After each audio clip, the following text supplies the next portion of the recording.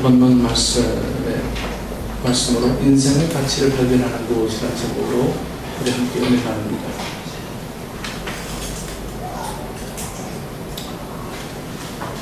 저희 이 봉담에 오면서 또 올 연초의 기도 제목도 그렇지만 두 가지 기도 제목 중에 한 가지 기도 제목은 우리 성도들이 행복해야 교회가 행복해진다라고 하는 한 가지 기도 제목을 갖고 있었습니다. 그러던 과정에 우리 식구들이 세상에 살아나가는 조건으로 인해서든지 어떤 이유에서든지 행복한 모습들을 조금씩 엿보게 돼서 하나님 앞에 참 감사를 많이 드립니다.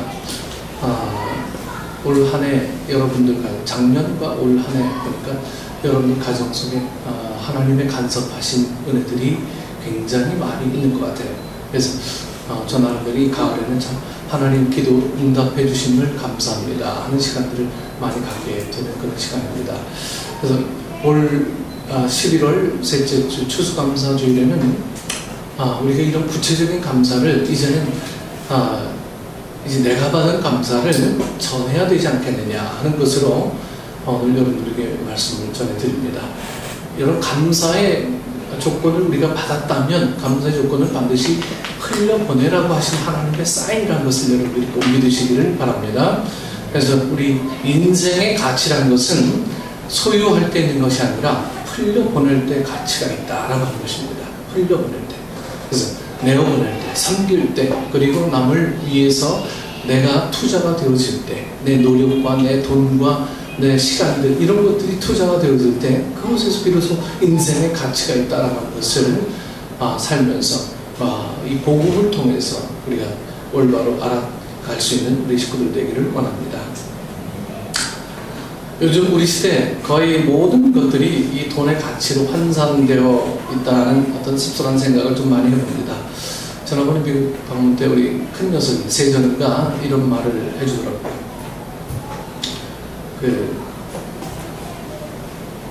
아메리카노는 자신의 시급보다 싸대요. 요즘 시급이 얼마예요? 5,000 얼마요? 네? 5,580원. 네. 네. 그리고 프라푸치노는 얼마 정도 돼요? 한 6,000 얼마 되죠? 6,800원. 그래서 이 커피 전문점이라는 사람이 아메리카노 나왔어요 이렇게 하고요, 프라푸치노 주문한 사람에는 프라푸치노 나오셨습니다 그런데요. 네. 자신의 시급보다 높기 때문에 존칭해서 불러야 된다고. 네? 프라푸치노 나오셨습니다, 아메리카노는 나왔습니다. 이 아르바이트 학생이요, 이런 얘기를 했다고 해서 우리 세정이가 나한테 얘기를 해주더라고요. 이거 지금 우리 시대의 사고를 대변하는 그런 이야기가 아닌가 하는 그 얘기죠. 네. 여러분은 여러분의 가치를 어느 정도라고 생각하십니까? 내 가치. 우리는 우리 자신의 가치가 이루 말로 표현할 수 없을 정도로 크고 귀하다는 것을 많이 들어서 알고 있어요. 저를 통해서도 듣고 성경을 통해서도 많이 들었습니다. 천하보다 귀하다, 우리의 가치가. 그리고 실제로 또 그렇고요.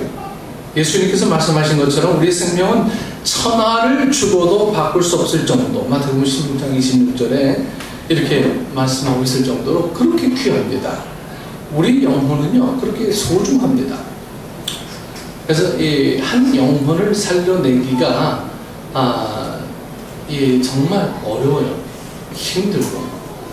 우리 생명이 그렇게 소중하기 때문에 하나님께서는 이 땅에 오실 이유들이 충분하셨던 거죠. 그래서 그렇게 소중한 우리를 위해서 하나님께서는 당신의 독생자 예수님을 이 땅에 아낌없이 보내주셨고, 예수님께서는 그렇게 소중한 영혼들을 살리시기 위해서 온갖 고난을 당하시고 십자가 위에서 죽어주셨습니다. 작년인가 올해인가 영화 그래비티 영화 여러분 다 보셨죠? 올해 나왔네. 그래비티 영화 보면 사람이 생존하기 위해서 다른 우주에 떠있는 지구와 비슷한 환경을 찾기 위해서 이게 다니는 어떤 모험가들, 여행가들, 그래서 미래학자들 이런 사람들의 연구들을 통해서 얼마나 많이 애랬습니까? 이게 왜 애랬습니까? 내 가치가 그만큼 소중하기 때문에 내 가치의 소중함이 내 자녀대에도 이어지고 그 자녀의 자녀 대대로 이어지길 원해서 내 생명을 유지하기 원하는 것, 뭐 이런 목적들이 있죠. 주님께서는 우리 그러한 생명들을 위해서 죽어주셨다는 거죠.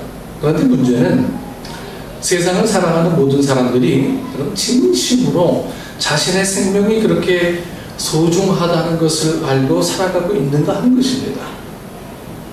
아니 다른 사람이 아니라 우리 자신도 우리 영혼을 정말 그렇게 소중하게 여기며 살고 있는가 하는 거예요. 정말 내가 내 영혼을 정말 그렇게 소중하게 여기고 그렇게 생각하고 살고 있는가. 여러분 신앙인들은 성경을 통해서 또 예수님께서 하신 말씀들을 통해서 우리가 얼마나 소중한지를 많이 들어왔습니다. 그리고 우리 스스로 그렇게 우리 자신을 소중하게 여기며 살고 있다고 생각합니다. 그런데 정말 그런가 하는 거예요. 정말 그런가? 안타깝게도 오늘날 너무 많은 사람들이 심지어는 우리 이 크리스찬들조차도 우리의 존재 가치에 대해서 잘 모른 채 살아가고 있다는 거예요. 여러분 이 머리로는 나는 정말 소중한 사람이야, 사랑받기 마땅한 사람이야, 뭐 이렇게 생각하는데 그 소중함이 가슴에서 느껴지지 못한 채 살고 있어요. 이 소중함이. 그래서 돈의 가치 앞에서 우리 자신의 소중함이 무너져 내리고 합니다. 이 돈의 가치 앞에서 내 자존심 앞에서 나의 소중함이 아무것도 아닌 것이 되고 맙니다. 심지어 어떤 사람들은 자신의 자존심이 자신의 어떤 가치인 것처럼 착각하며 살기도 하고, 그래서 자존심이 짓밟혔다고 생각된다면 견디지 못하는 거예요. 내 자존감이 좀 상처를 입었다 생각하면 뭐 그 공간을 견디지 못하는 거예요. 근데 여러분 우리가 분명히 알아야 할 것이 있어요. 우리의 자존심이 우리의 존재 가치를 대변해 주는 것은 결코 아니라는 거예요. 네. 많은 사람들이 자존심이 자신의 전부인 양 생각하며 살아가죠. 내게 남은 게 자존심 없으면 나는 뭐야? 뭐 이렇게 살아가요. 그래서 자존심이 무너지면 자신의 모든 것이 다 무너진다고 생각합니다. 자존심에 상처를 입으면 헤어나지 못한 채 깊은 수렁으로 빠져들어가고 맙니다. 심지어 이 자존심을 지키겠다고 자신의 목숨을 스스로 끊는 경우도 더러 있어요. 그러나 이 자존심이 우리 인격이나 여러분 우리의 생명 전부를 담보할 만큼 우리의 모든 것이 될 수는 없습니다. 오늘 우리가 읽은 이 말씀은 모세가 지은 시 가운데 유일하게 시편에 실린 시입니다. 모세가 딱 하나 지은 게 바로 시편 90편 이 말씀이에요. 오늘 본문에서 모세는 우리 인간의 참된 가치가 어디서 발견되는지를 잘 가르쳐 주고 있습니다. 모세는 참으로 극적인 인생을 산 사람 가운데 한 사람이죠. 모세가 태어날 때 모세의 부모는 애굽 땅에서 종살이 하고 있었어요. 심지어 노예들에게 가해진 엄청난 박해로 인해서 모세는 태어나자마자 죽어야 하는 운명에 처해 있었습니다. 점점 숫자가 많아지는 히브리 노예들을 바라보는 이 바로 왕의 마음에 이 커다란 두려움이 생겼는지 바로 왕은 이 산파들에게 히브리 여인이 아이를 낳으면 산의 아이를 모조리 다 죽이라고 명령을 내립니다. 그러나 산파는 그렇게 할 수가 없었어요. 그래서 몰래 살려주고는 히브리 여인들은 모두 건강해서 산파가 도착하기 전에 아이를 낳기 때문에 아이를 받으면서 산에 아이를 죽일 기회가 없다고 이렇게 변명을 합니다. 그래서 이 바로 왕은 그러면 태어난 산의 아이는 전부 다 이 나일강에 던져서 악어의 밥이 되게 하라. 이렇게 또 명령을 내리죠. 그렇게 모세가 태어날 때 산의 아이는 뭐 죄다 다 죽어야 할 상황이었는데 하나님의 도우심으로 모세는 태어난 지 석 달 후에 이 바로 왕의 이 공주의 집으로 가게 되어서 거기서 왕자의 대우를 받으며 자라게 됩니다. 40년 동안 애굽의 왕궁에서 모세는 최고의 대우를 받으며 살았습니다. 왕자인 모세를 대적할 사람이 이 애굽이라는 나라에는 없었기 때문이죠. 그만큼 모세는 최고의 권위를 가진 사람으로 살았습니다. 그러나 그 후 40년은 전혀 다른 인생이었어요. 40년은 최고의 권위, 모든 최고로 살았는데 이 모세의 나머지 40년 인생은 우리가 인생으로 표현하자면 최악, 뭐 천당과 지옥을 같이 산 인생이었다 이렇게 얘기할 수도 있죠. 히브리 노예들을 감독하던 애굽의 감독관을 죽인 후에 모세는 이 미디안 광야로 도망을 가서 거기에서 이제 40년을 이제 살게 됩니다. 물론 미디안 제사장의 사위가 되긴 했지만 미디안 광야에서 모세는 한낱 양치기 목동에 지나지 않았습니다. 40년 동안 모세는 양을 치면서 모세는 사람들 앞에 대해서 자존심도 이제 모두 다 버렸어요. 여러분 한순간에 하나님께서 뭐 탁 한 칸에 뭐 해결하시는 게 아니에요. 이스라엘 백성들이 광야 40년의 시간들이 필요했던 것은 이스라엘 사람들을 하나님의 백성으로 양육하기 위한 하나님의 계획이었어요. 이 모세도 마찬가지였어요. 그래서 40년의 시간이 필요했던 거예요. 여러분 금식해 보신 분들은 알지만 40일 금식하신 분들은 40일 보신을 해야 돼요. 네, 죽 먹고 뭐 이렇게 해야 돼요. 마찬가지로요. 이 모세는 40년을 행복하게 살았어요. 40년을 뭐 남부러울 것 없이 살았습니다. 그 40년의 억압의 생활들을 억압하는 자의 생활들에서 이제 억압받는 자의 생활로 돌아가기 위해서는요. 40년의 자존심을 무너뜨리려고 하는 시간들이 필요로 했던 거죠. 하나님이 단칼에 해결하시는 게 좀 드물어요. 특별한 경우 제외하고는. 사도 바울 같은 경우는 하나님은 지금 당장 쓰셔야 했기 때문에 하나님께서 이 다마스커스 길 위에서 그의 눈을 멀게 하심으로 아나니아를 통해서 그의 눈을 다시 보게 하셔서 새롭게 변화되는 계기가 만들어지게 되지 않습니까? 이 급박한 은혜가 있는 반면에 모세는 이 자신의 자존감, 왕자로서의 삶을 살았던 수많은 자존감들, 자존심들 이런 것들이 이제 융화된다, 중화되어야 된다 그러나요? 그렇게 하기 위해서는 또 다른 40년의 시간이 필요했던 거죠. 애굽에서 호의호식하며 최고의 대우를 받던 그 모든 삶의 습관들도 이제는 40년 기간 동안 다 사라졌습니다. 그에게 남은 것은 오직 하나, 나라는 존재는 정말 아무것도 아니구나 하는 이 철저한 자기 인식뿐이었습니다. 애굽의 왕궁에서 살던 40년의 시간과는 너무나도 대조적인 삶에서 모세는 철저하게 자신의 깊은 내면을 성찰하게 됩니다. 저도 지금 미국에 저희 집에 가면요 낯설어요. 2년만 가니까 낯설어. 잠이 안 와 밤에. 물론 시차 때문에도 있지만 내 집 같지가 않아요. 네, 내 집은 여기 탑동 807호 네, 거기니까 거기서 딱딱한 침대에서 이렇게 잠을 자요. 잠이 콕 가서 그냥 코 고는 소리도 막 요란하게 나는데 잠이 잘 안 와요. 그래서 한 일주일, 2주일 정도 되면 이제 내 집이구나 적응하게 돼요. 여러분 2년 떨어져도 내 집에서 이렇게 자지 않으면은 참 이게 잠이 안 오고 막 낯설고 그러잖아요. 그런 것처럼 이 모세도요 40년 하물며 왕자로 살았습니다. 왕자로 살았던 40년의 시간들이 이 한순간에 이렇게 버려진다라고 하는 것은 참 힘든 부분이기 때문에 하나님 모세를 너무너무 잘 아셨던 거예요. 모세가 성격이 이렇게 좋은 사람이 아니었던 것 같아요. 네? 모세를 쓰기 위해서는 하나님께서 그에게 모진 삶을 살기 위한 기다림이 하나님도 필요했던 거예요. 40년의 시간들이. 애굽의 왕궁에서 살던 40년의 시간들은 너무나도 대대적인 삶에서 모세는 철저하게 이 자신의 내면을 깊숙하게 이제 들여다봅니다. 아, 인생 별거 없구나. 인생 별거 없구나. 이 자존심이 무너지고 난 다음에 이제 하나님께서 그에게 간섭하시는 시간들이 오게 되는 거예요. 하나님의 시간. 그 고백이 오늘 본문에 나타나고 있습니다. 그 고백이요. 본문 3절에서 인생은 티끌로 돌아갈 수밖에 없는 존재라고 모세는 스스로 자기가 이제 고백합니다. 여러분, 왕자로 살 때는 아, 인생은 티끌로 돌아갈 존재라고 얘기하겠습니까?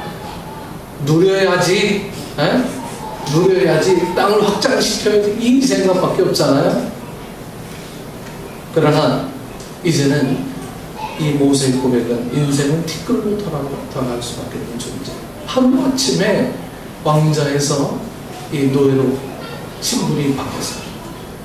그리고 5절에서 6절 말씀에서는 우리 인생에 아무리 오래 사는 것처럼 보일지라도 잠깐 사는 것 같이 또 피어난 것 같지만 금세 시들어버리는 아침에 돋는 풀과 같이 아주 짧다고 말씀합니다. 그것만이 아니에요. 우리 인간은 하나님께서 죄악을 감찰하실 때 소멸될 수밖에 없는 존재입니다. 그럼에도 불구하고 사람들은 자신이 엄청나게 위대한 존재인 것처럼 생각한다는 거예요. 마치 자신이 1000년, 만년 살 것처럼 생각하며 삽니다. 자신은 하나님의 심판을 받지 않을 것처럼 삽니다. 여러분, 누리며 사세요.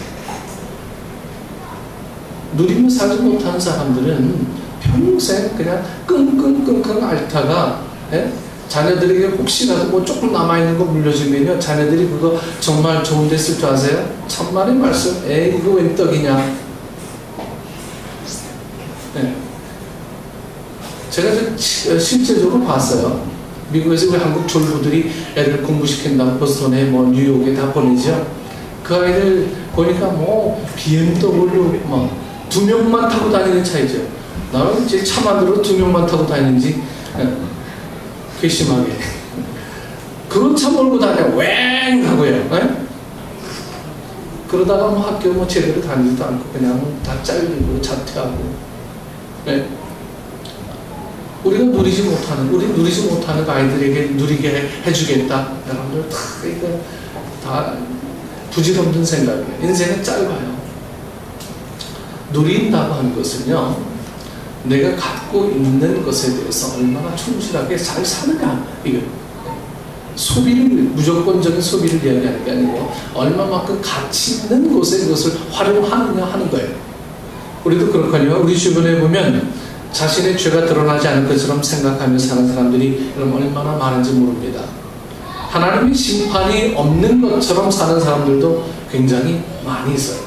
나에게는 절대로 그런 일 벌어지지 않을 거야. 혹시 여러분들도 그런 사람 있습니까? 나에게는 하나님이 정말로 모른 척 하실 거야. 그런데 의외로 이런 사람이 많아요. 하나님 심판이 나에게는 비껴가고 없는 것처럼 생각하며 사는 사람들이 많이 있습니다. 그래서 자신이 가진 얄팍한 머리를 가지고 다른 사람을 속여서 사기치고 자신이 가진 조그마한 권력을 가지고 다른 사람을 막 짓밟기도 합니다. 마치 하나님과 하나님의 심판을 조롱이라도 하는 것처럼 사는 사람들이 이 세상에 많이 있어요. 그런데 하나님께서는 이렇게 말씀하십니다. 시편 2편 4절 말씀에 하늘에 계신 이가 웃으시며 주께서 그들을 비웃으시리로라. 여러분, 하나님께서는 인생을 감찰하세요. 이렇게 보고 계세요. 우리 눈에 보이지 않는다고 하나님께서도 우리를 보지 않으시는 것이 아닙니다. 어리석은 인간은 자신들의 눈에 보이지 않으면 실제로도 없는 것처럼 생각해요. 내 눈에 보이지 않으면, 내 손에 잡히지 않으면 없는 것처럼 그렇게 이야기해요. 그래서 하나님이 우리 눈이 보이지 않는다고 하나님이 계시지 않는 것처럼 생각하며 자기 마음대로 막 살잖아요. 그런데 우리는 보지 못할지라도 하나님께서 우리 인생을 살펴보신다고 합니다. 우리 마음까지도 보시는 하나님, 그리고 반드시 심판의 하나님이라고 합니다.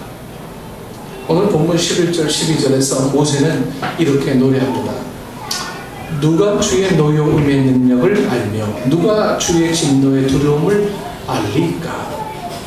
우리에게 우리나라 계수함을 가르치사 지혜로운 마음을 얻게 하소서. 하나님의 진노가 임하는 때를 잊지 않게 해달라는 것입니다. 하나님의 진노가 임하는 때를 우리가 잃어버리지 않게 해달라. 하나님께서 노여움과 진노를 나타내신 날이 바로 심판의 때입니다. 그 심판의 때가 있음을 알고 사는 것이 인생의 지혜입니다.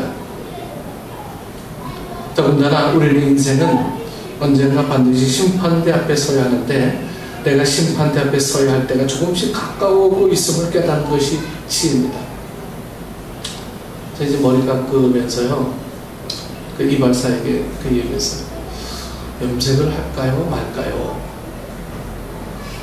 그랬더니 그 이발사가요, 이 머리 흰머리 멋지긴 하는데 염색 안 하셔도 괜찮습니다.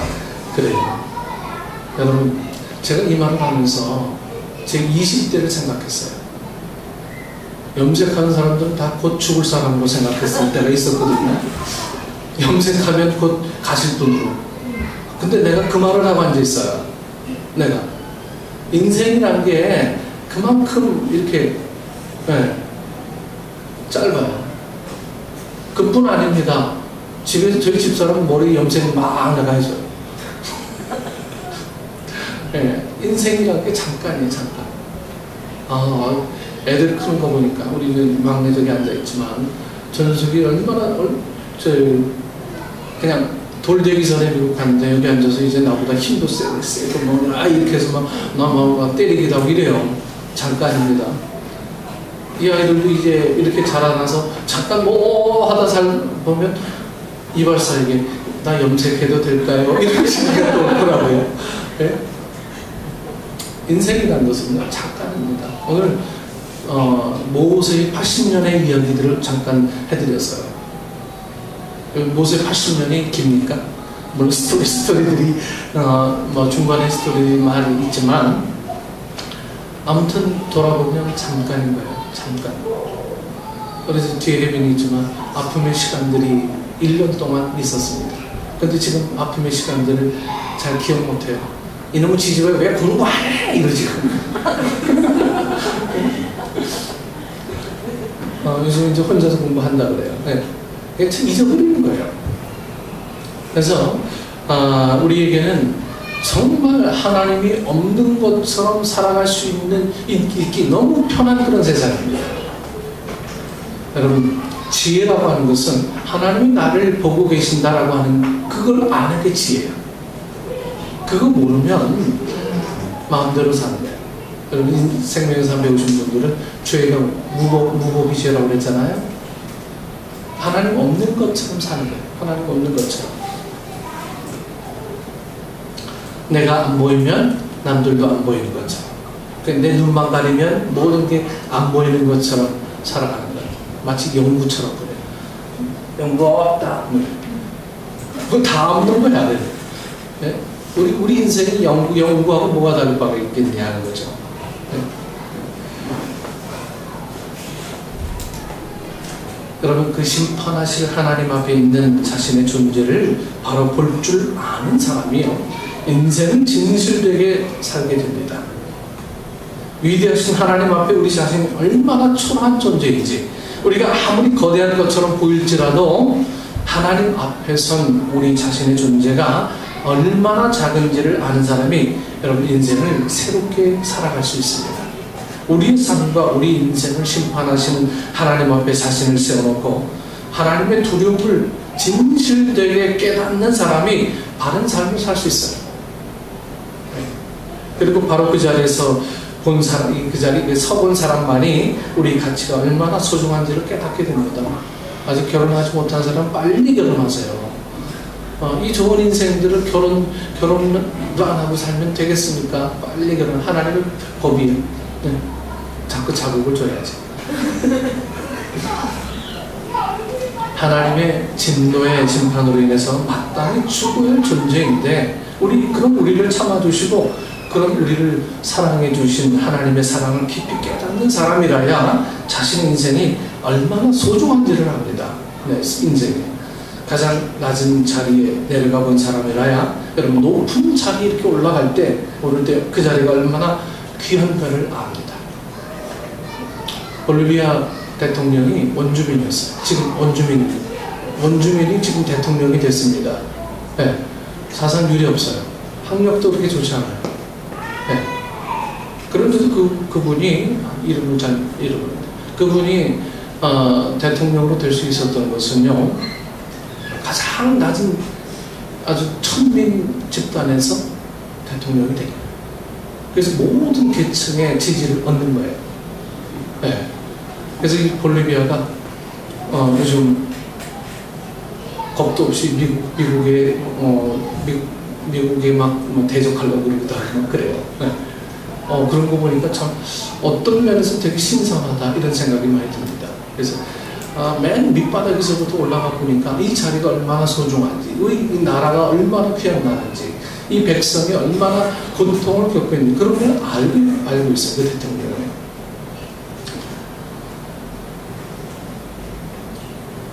자신이 티끌 같은 존재라는 것을 몸으로 깨달은 사람만이 그런 나라를 살리기 위해서 십자가 위에서 죽으신 우리 주님의 사랑을 여러분 깊이 깨닫게 해줍니다. 우리가 그런 것들을 깨닫지 못하면요, 날마다 주시는 은혜가 감사하다 이 고백이 안 나와요. 감사의 고백이 안 나와요. 은혜를 모르는데 어떻게 감사가 나와요? 은혜를 모르는, 내가 노력해서, 내가 똑똑해서, 이러니까 감사하고는 거리가 먼 삶을 살아가는 거죠. 오늘 본문의 시를 지은 모세가 애굽의 왕궁에서 하나님을 뵌 것입니다. 뵌 것이 아니에요, 진짜. 뵌 것이 아닙니다. 모세가 하나님의 음성을 듣고 하나님의 임재를 경험한 것은 아무도 알아주는 이 없는 나이 80세 때 미디안 광야에서. 왕자로 살 때 하나님을 만난 게 아니에요. 아무것도 없을 때, 인생이 처량하다라고 느꼈을 때, 오직 지팡이 하나 갖고 있을 때, 그때 하나님이 그를 만나 주셨어요. 그때 모세는 자기 자신이 철저하게 티끌과 같은 존재임을 깨닫고 있을 때입니다. 그래서 하나님께서 모세를 부르실 때 모세는 하나님 앞에 나 같은 사람이 감히 어떻게 바로를 만나러 갈 수 있습니까? 여러분 40년 전 같으면 이런 말 했겠습니까? 왕자인데 노크도 필요 없어요. 그냥 가면 돼. 아버지 만날 수 있어. 근데 이제는 그의 고백이 달라졌어요. 나 같은 사람이 어떻게 바로를 만날 수 있습니까? 나 같은 사람이 어떻게 이스라엘 백성을 이끄는 지도자가 될 수 있다고 나를 거기로 보내려 하십니까? 그렇게 말하면서